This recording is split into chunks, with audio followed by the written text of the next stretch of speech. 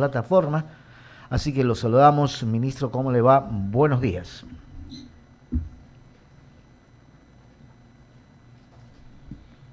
Henry, buenos días, ya estamos al aire.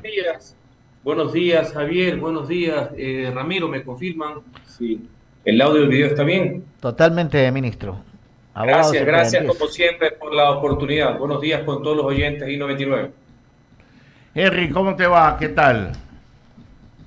Muy bien, gracias. Vea, ministro Pucalón, a veces tenemos ópticas distintas, pero lo que yo siempre debo de reconocer en usted es su amplio espíritu democrático y lo que puede atender usted a una crítica que, como sabe, desde estos micrófonos de que usted es parte y fue parte y volverá a ser parte, se hace en buena onda y con sentido de patria.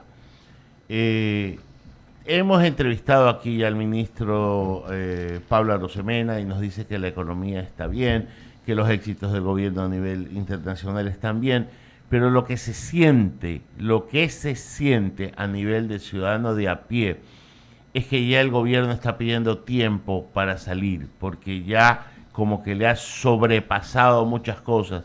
La inseguridad, Henry, es incontenible. Secuestros, balaceras en todas partes. Ya no hay un sitio del país que esté exento de que esto suceda. La migración sigue siendo un tema de todos los días. Yo puedo entender que han entregado a ustedes unas casas que se están terminando, a algunos hospitales, que algunas carreteras, los puentes Bailey, que se están preparando para el fenómeno del niño. Pero lo malo es más fuerte que lo bueno o es más evidente que lo bueno. ¿Qué pasa, Henry? ¿Cuál es la verdad de todo lo que está pasando? Yo sé que es un punto de vista del gobierno, pero tratemos de aterrizar para que el ciudadano no se sienta que le están tomando el pelo con una declaración.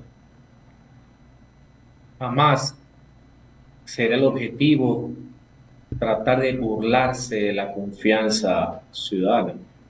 Tú has citado entrevistas con el ministro de Economía, donde lo que él ha manifestado es que las finanzas públicas se encuentran en orden. Responsabilidad fiscal, sí, también con mucha vocación social.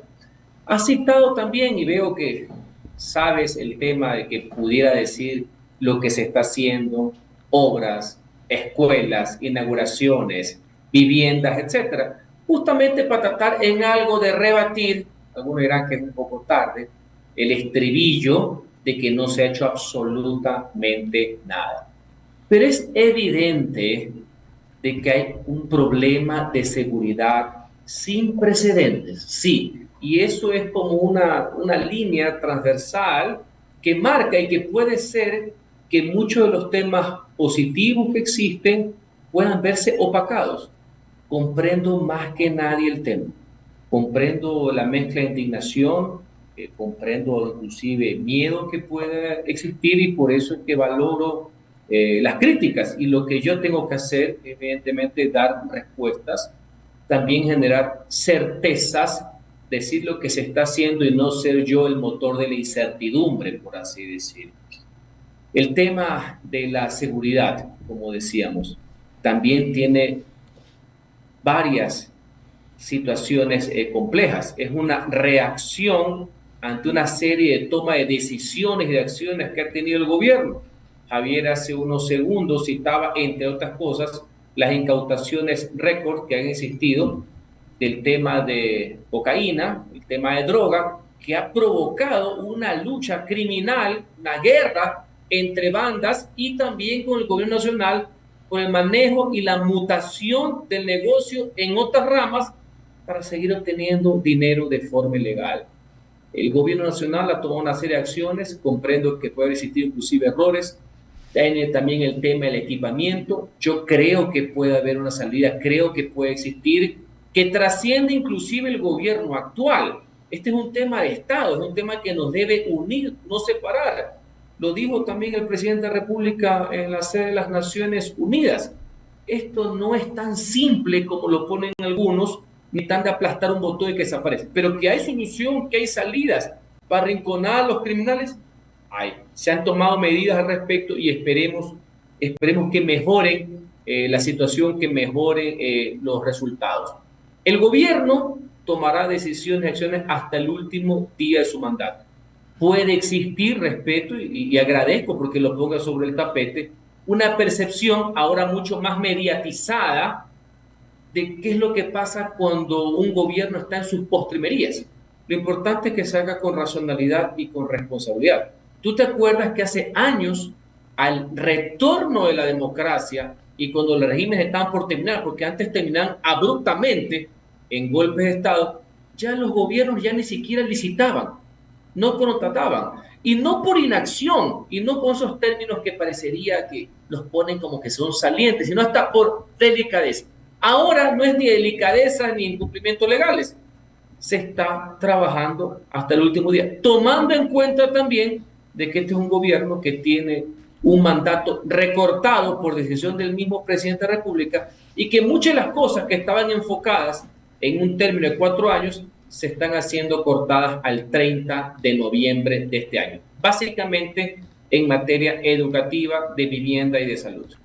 No es un mandato recortado, yo le he puesto, es una renuncia en diferido, mi querido Henry. Pero en todo caso, las palabras terminan dando el mismo resultado. El gobierno se va antes de haber fenecido sus 4 años para los cuales fue elegido por cualquier motivo.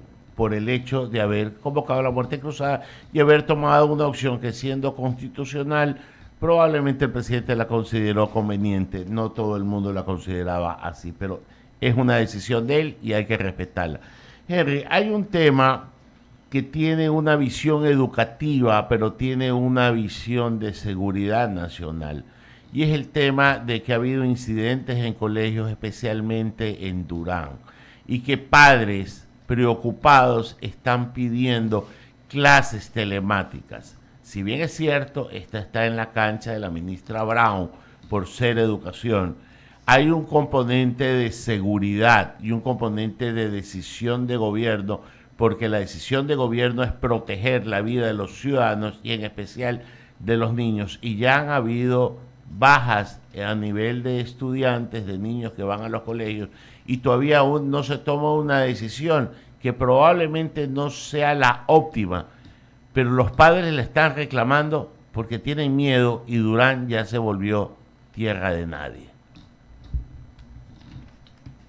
Citabas el tema del término anticipado, totalmente constitucional, con una valoración de oportunidad política que hizo el primer mandatario, que conllevó que se disuelva la Asamblea Nacional. Es obvio que en una situación normal, de las que no le gustan a los que desprecian la democracia y la ley, es de un periodo de 4 años.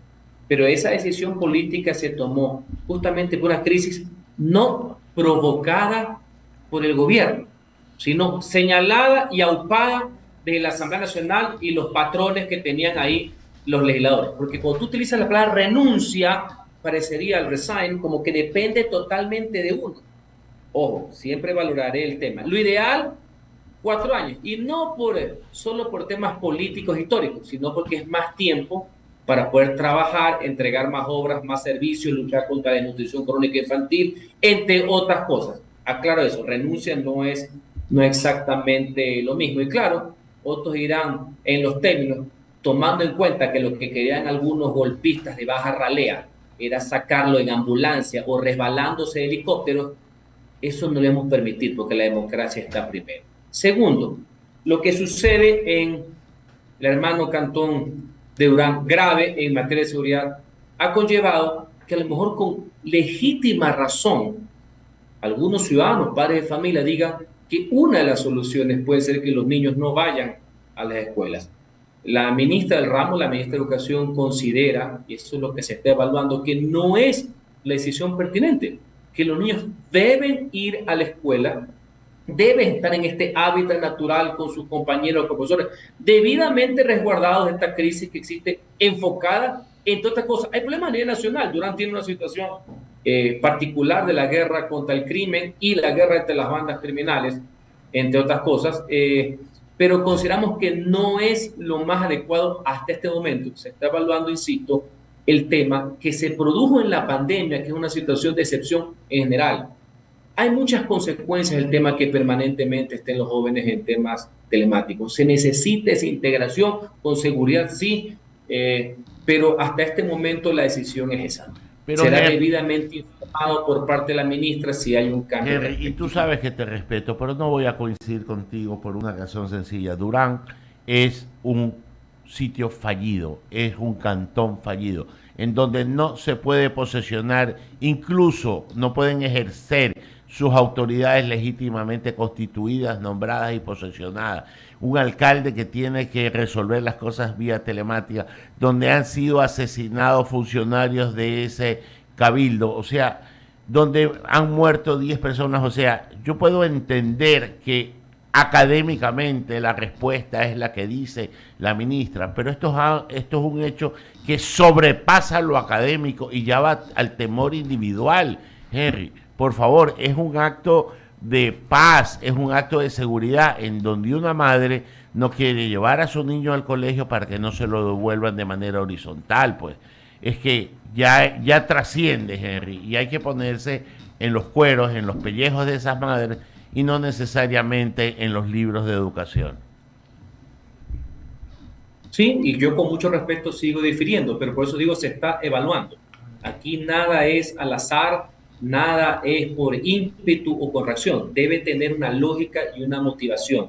Y eso la ministra ha sido bastante enfática. Lo importante es el interés superior del niño que involucra su seguridad, su integridad, su vida. Cuando tú dices que Durán es una ciudad, un estado fallido, por así decir, también se podría decir que esto sería para abonar ya de que no haya ningún tipo de actividad y no dar las razones de confianza, las razones institucionales para que esto cambie. Y una de las cosas pasa por el tema de educación. Por eso insisto en el tema de la evaluación para ver cuál es la mejor opción. Hasta este momento, y por eso que continúen en clases, es que acudan con las debidas seguridades. Henry, en el tema de seguridad, volvamos, el control de las cárceles termina siendo, y aunque no está en la esfera de tu cartera de gobierno, tú eres un hombre que lo ve todo, que tiene que ver gobierno, es el ministro de gobierno, es el ministro de todo, ya es el ministro de ministros, entonces sí tiene que ver con todo. Y resulta que por temas de gestión no se resuelven temas de chalecos, se caen los procesos, no se ha podido tomar todavía el control absoluto de las cartas porque es evidente que no lo tienen. Se están matando por espacios de poder y se siente, aunque tú nos digas que es otra la realidad porque tú palpas información que nosotros los que estamos del otro lado no la tenemos. Tú tienes la radiografía porque estás en la mesa de seguridad y nosotros no, de qué es lo que está pasando. Es tan desbordante esto que el Estado es incapaz de poder tomar el control. ¿Nos ha superado o necesitamos algo más que lo que se está haciendo? Vamos por partes, el tema de los chalecos no se ha caído, tuvo demora, pero igual el segundo contrato, el primero se firmó en su momento, está suscrito y los anticipos de la entrega de los chalecos se harán en las próximas semanas. No hay contrato caído, hubo una demora en el segundo. Se pasó al que venía, se firmó, adjudicado, adelante, por si acaso. El segundo, yo no he dicho que no hay un problema y que solo sea presión. No, no, hay una realidad.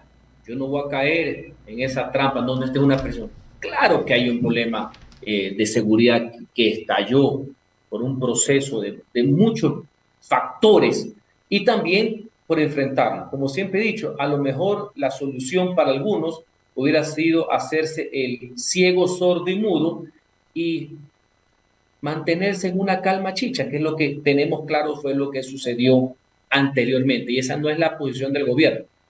Tercero, en cuanto al tema de las cárceles, a partir del 25 de julio, con los estados de excepción, Fuerzas Armadas, que es la única manera en que puedan intervenir, han hecho una serie de requisas, una serie de procedimientos, no ha finalizado. Yo no estoy diciendo que está todo perfecto, que está todo correcto. Yo no vengo aquí a vender humo, conozco lo que pasa. Ha sido difícil, ha sido arduo todo lo que se ha encontrado, la misión de Fuerzas Armadas al respecto, y hay que seguir al respecto. Esto no ha acabado, la intervención debe seguir. La semana pasada se hizo en Esmeralda también, y fíjense usted todos los problemas que hay. Lo que yo rescato y lo que debo ser preciso es la actitud que se tiene. No de estar a merced del crimen organizado, sino darle frente con las consecuencias que eso puede tener y que no es totalmente inmediato. Cuando el gobierno entró, el SNAI es una institución mucho más débil de lo que actualmente es, con todos los errores que puede cometer. Se incorporaron más de 1.500 guías penitenciarios, que lamentablemente va a haber malos elementos sin duda alguna. Pero no hay que generalizar. Aquí estamos para fortalecer la precaria institucionalidad, no para debilitarla aún más. Entonces, sí hay que seguir trabajando. Yo lo he repetido, lo que sucedió las semanas pasadas. Hubo una decisión del gobierno de trasladar a un recluso de alto nivel de peligrosidad. ¿Quién fue el que lo volvió a mover? Más allá que tenía medidas desde hace 10 años, pero nadie se puso a preguntar por qué hace 10 años tenía estas medidas. Este fue el gobierno, o sea que no es por inacción. Podemos recibir las críticas por los errores que se han cometido y que se siguen cometiendo, pero no es por inacción, no es por no hacer nada. Fue un juez el que lo devolvió, utilizando pretextos de que no se le informa, cuando en la misma audiencia se motivó las razones por las cuales se tenía que trasladar a este reo, sentando otra vez más uno de los precedentes que este juez, mal servidor, ha estado acostumbrado. Así que hay que seguir trabajando en aquello, en este reordenamiento de las cárceles que son puente del crimen organizado, justamente porque eso es lo que se necesita, pero no es que no se ha hecho nada. Antes de dar el paso a Javier, solo una pregunta, la del estribo, ministro Cucalón.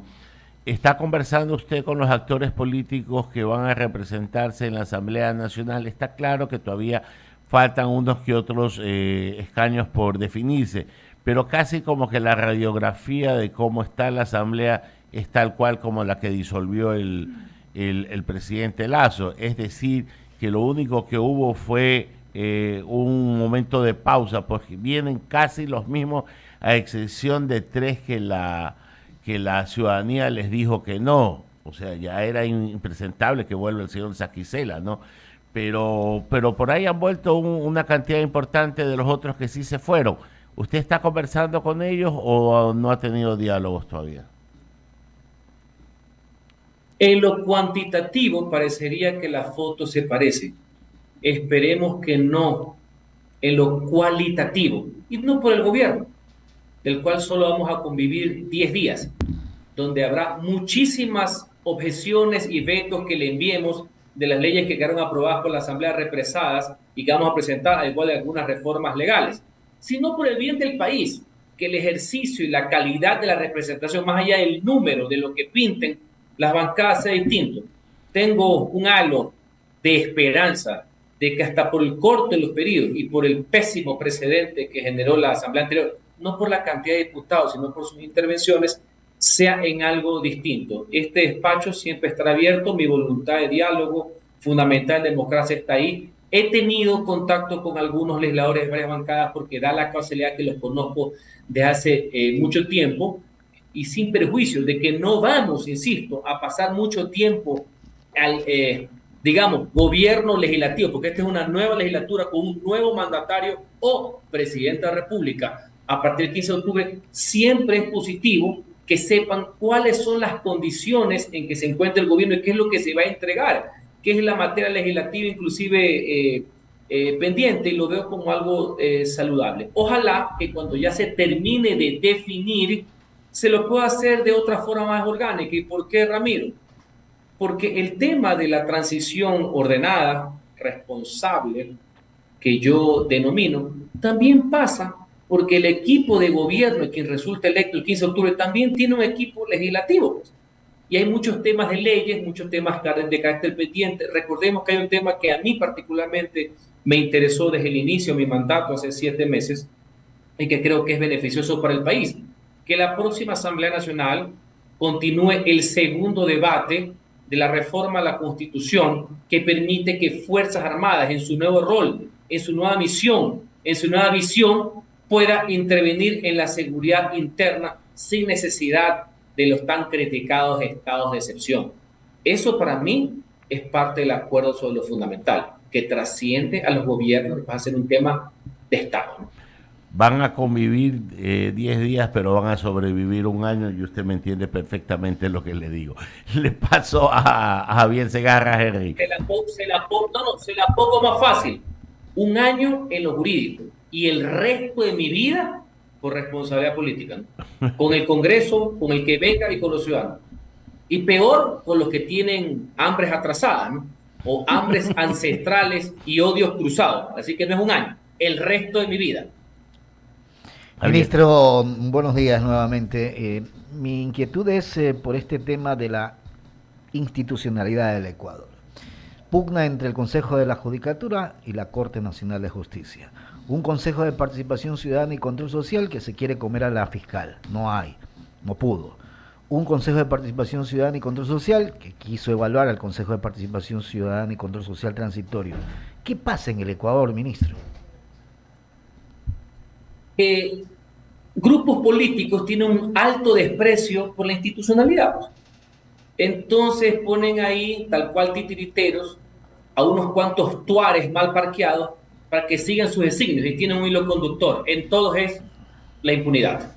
Entonces no creas que es coincidencia que dos instituciones, dos órganos, como es el Consejo de Participación Ciudadana y el Consejo de la Judicatura, tengan un símil, que es el manoseo político, porque el gran debate no es una posición jurídica, de una posición participativa, de cómo mejorar la democracia, de cómo manejar el tema de la independencia de los jueces. No, es porque a todas luces es público y notorio que hay intereses inconfesables politiqueros de mangonearlo. El tema del Consejo de Participación, a quien yo he denominado engendro, pero que está ahí. El pueblo ha votado por nuevos consejeros, por seguir la cantaleta de querer revisar lo actuado por el Consejo de Participación Transitorio, que está blindado por un dictamen para poder llegar a la Corte Constitucional, cuyo fin primordial, en vez de tener diferencias jurídicas donde todo el mundo aprende y mejora, es sacarlo porque lo ven como un obstáculo para sus fines de impunidad, o asimismo sacar a la fiscal tratando de revisar cómo diablos se la designó, inventándose cosas. No crea que es al azar, pues. Son instrucciones, órdenes, telefonazo y WhatsApp limpio que tienen para ejecutar y se meten estos escollos. Por eso digo, el espíritu de Tuárez está que da la vuelta y la Corte está haciendo lo correcto, verificando el cumplimiento de su dictamen. Y en el caso de la judicatura, un órgano que está absolutamente desorientado y deslegitimado, en que todos se pelean, pero insisto, no por las luces jurídicas, no por quien tiene una tesis más de avanzada en la aplicación de las fuentes del derecho, es para el amarre y el mangoneo de los puestos, principalmente de algunas provincias, y entre otras mi querida provincia del Guayas, eso lo sabe todo el mundo. Entonces, en su desesperación del ninguneo, dicen que 2 es la mitad de 5, ¿ya? Y ves claras manifestaciones de psicopatía en el manejo de la función, que debe ser quien más respeto, quien más racionalidad, quien más respeto por el orden jurídico tenga, pero es absolutamente lo contrario. Entonces, esta es la foto de un desbarajuste institucional que el país, los ciudadanos, ustedes, no lo deseamos. Y sigue nuestro país sin las autoridades de control titulares.